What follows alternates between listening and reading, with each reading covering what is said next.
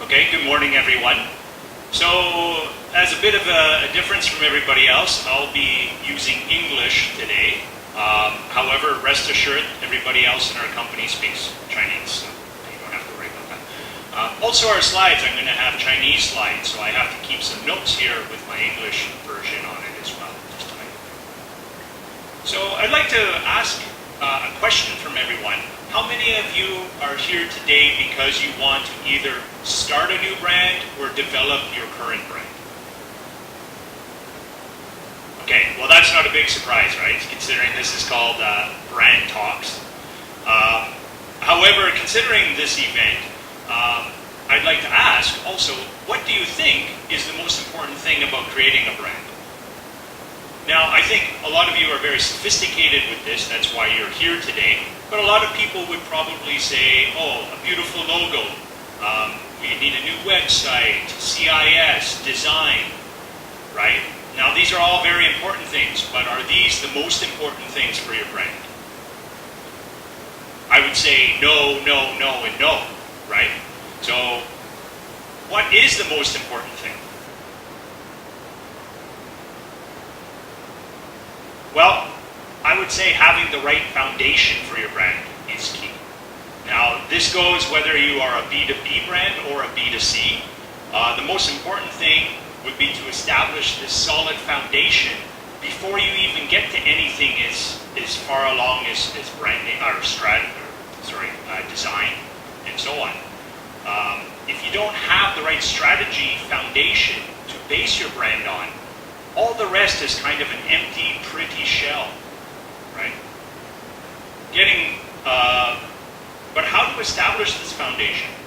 And if you already have a company set up, and you already have your strategy, is it too late? Well, don't worry. As I don't know if you've heard of fortune cookies, but I'm from Canada, and when I first came to Taiwan for dinner, I was very surprised that there was no fortune cookies. Seems to be this is a very good marketing gimmick that was brought up in North America. But in the fortune cookie, I don't know if you've ever seen the one, the best time to plant a tree was 20 years ago. What's the second best time? Today. Right? So a lot of you have established companies, and you might be thinking, well, we already have our strategic direction. We've already been in this industry so long. We can't change things. Well, I say that's wrong.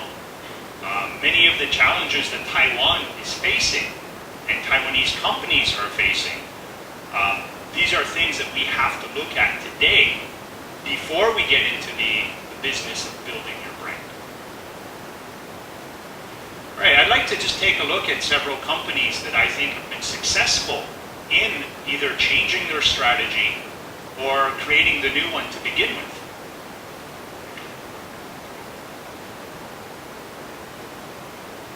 First of all, I have Garmin here. Probably most of you are familiar with Garmin. Who has a Garmin?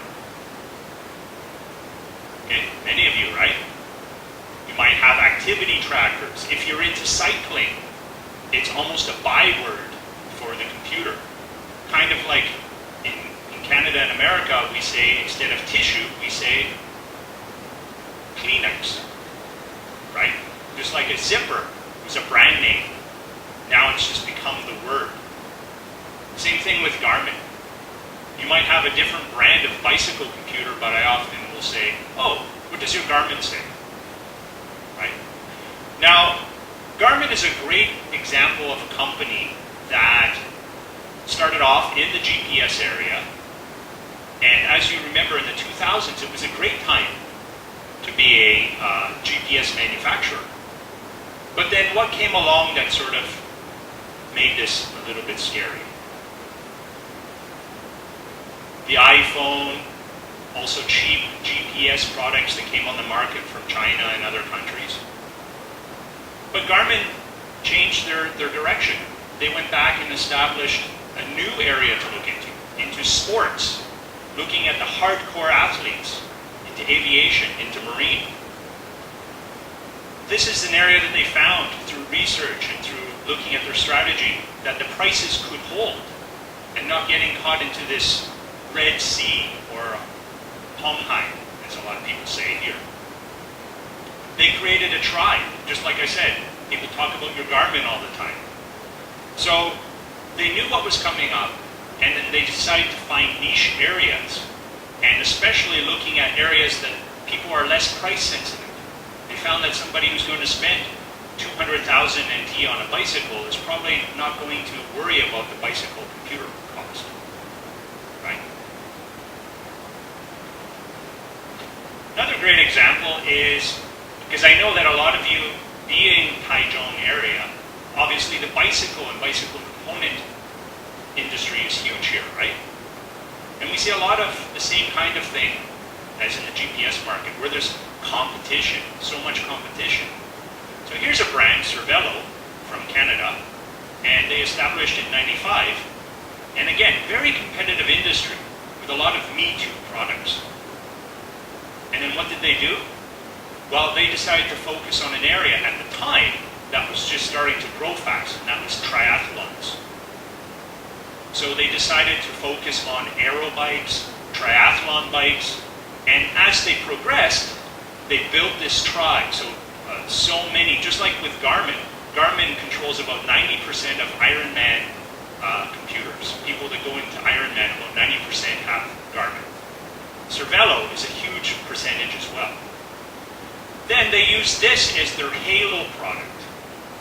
And now they start offering other bicycles as well, more general ones, but still very high cost.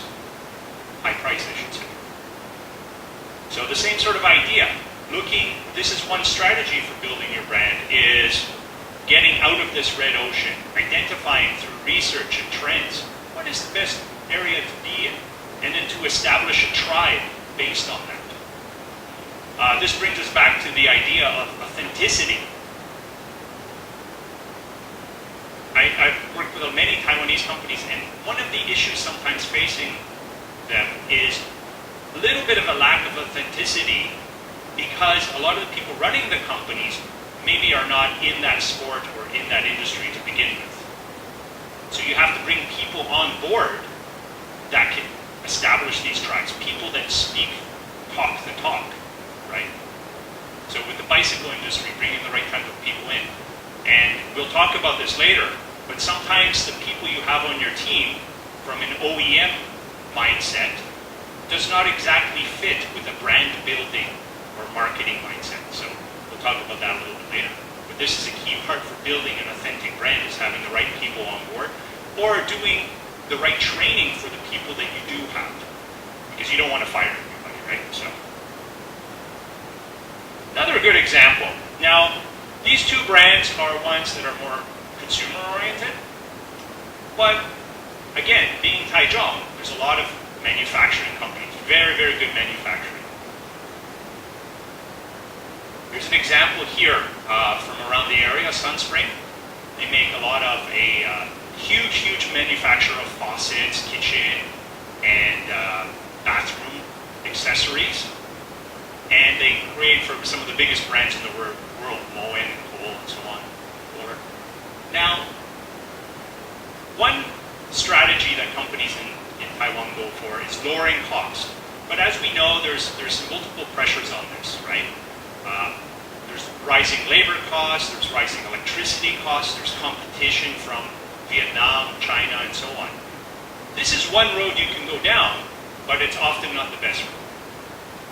A company like Sunspring, what they have decided to do is focus on their manufacturing capability and bring in partners or suppliers such as Iroa, a Swiss robotics company, in order to keep building the best quality products.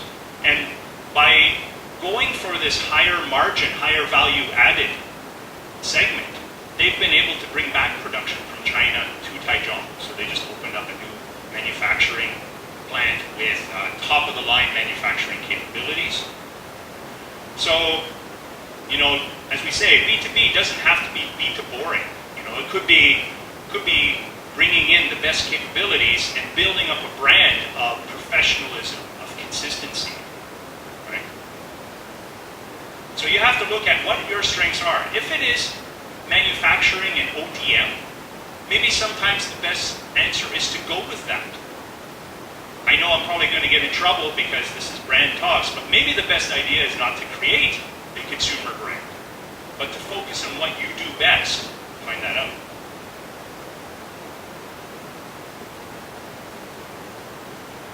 Another company here, we have United Orthopedic. So we work with them, and they're one of Taiwan's best manufacturer of knee and hip implants, which many of us will probably need in a few years, right? So, again, what do they focus on? Well, you can follow what your customers are doing and focus on the product, but after talking with surgeons, talking with distributors, we found out that the most important thing to them was the tools, right?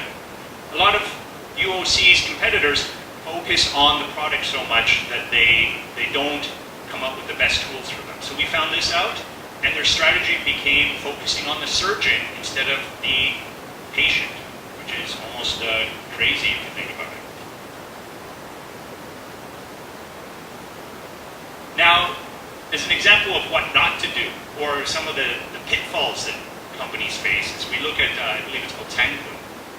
This type of company, and every country has this, in the retail area, because of their past experience, they became blinded to new threats, right? So it's good to step back sometimes and think, okay, our investment in retail channels may have been a sunk cost, but we have to look forward. That's very difficult to do. It's hard work, but it will be worth it. This is an example from overseas that is along the same idea. Blockbuster was not able to make those jumps. Netflix did it twice, right? They came in with DVD delivery, and then they disrupted their own business model by doing streaming. People thought it was crazy at the time. It took a lot of courage, but that's what they did. All right, so my point here is not that design, websites, the traditional outward part of branding is not important. They are important. But what we need to do is have the right strategy first, and then work outside, working on your vision, and so on, until we have a very strong core.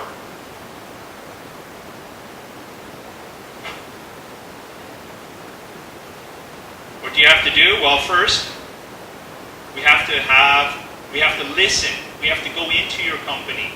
Listen to what you've been doing, the challenges you're facing. What have you been doing that's working and what's not working? We go back, we think, we do research, we compare, we look at other companies in other industries. Then we come back with the right strategy, and then finally the corporate image.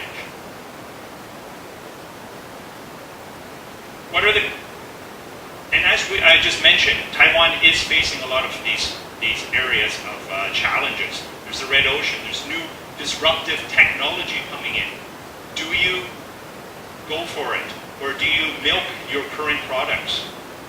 There's consumer preferences that are changing, right? So we have to go out there and do focus groups, find out what the consumers are looking for. Export markets, some of them are stagnant, some of them are growing. Do you take your current products and go into a new market, or do you develop new products for your current market? These are all questions you have to first answer.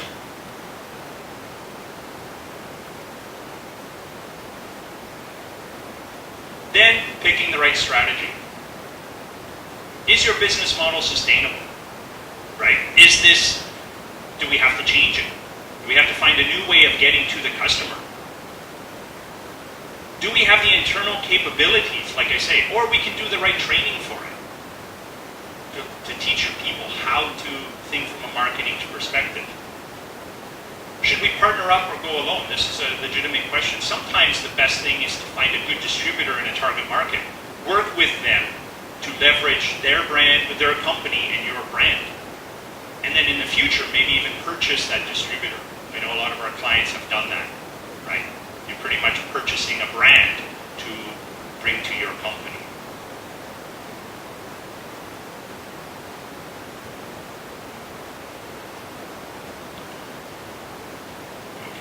do we... Just a few pictures before I finish. I know I'm coming up. Oh, time's up. Okay, 1 second. I'll show a couple pictures here about our process, how we're doing that, just to show that it's not all words, it's actual, we do stuff. Here's UOC, so we're going in, helping create events, and then talking to their customers. Doing the training to internalize branding. Procedure, doing the audit, social listening, competitor research. A lot of the time, the most important answers are already in your organization. It's facilitating, it's bringing them out. Focus groups. This is for a client of ours, Chaoji Sichang. No.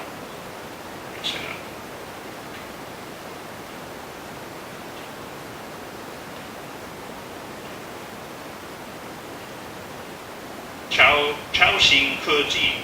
Okay. Anyways, big company in Yuanling, establishing a brand.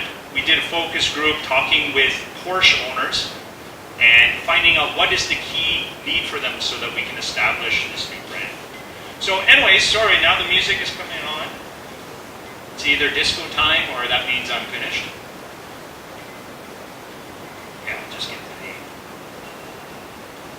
the... Okay, anyways, like I say, key points are having the right strategy, building your foundation, coming up with the brand, the strategy, and then finally doing your design, your CIS work, getting it out to everyone. So thank you, everybody, and hope to talk to you, some of you, later. And I have my assistant here as well. She can speak in Chinese if you feel more comfortable. Okay, thank you.